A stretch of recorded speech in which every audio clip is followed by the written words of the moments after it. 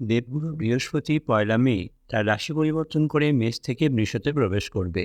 দেবগুরু বৃহস্পতিকে জ্ঞান, শিক্ষা, সন্তান, বড় ভাই, শিক্ষা, ধর্মীয় কাজ, পবিত্র স্থান, সম্পদ, দান, পুণ্য এবং বৃদ্ধির কারক গ্রহ হিসেবে মান্যতা দেওয়া হয়েছে।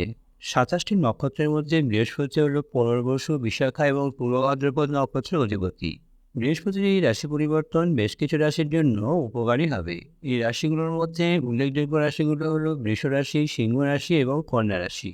খুব সংক্ষেপে জেনে নেব এই 3 রাশি এই ধরনের ট্রানজিটে কী ধরনের উপকার পাবে। কন্যা রাশি। বৃহস্পতির গতি পরিবর্তন কন্যা রাশির জাতক বা জাতিকাদের জন্য শুভ। ভাগ্য পাশে থাকার কারণে সুখ এবং সমৃদ্ধি বৃদ্ধি পাবে। আর্থিক স্থিতিশীলতা বৃদ্ধিও পাবে। যদিও আপনার জীবনে কোনো আইনি সমস্যা চলে, সেগুলো সমাধানের পথ একটা বেরিয়ে আসবে এবং এর ফলে আপনি স্বস্তি ফেলবেন।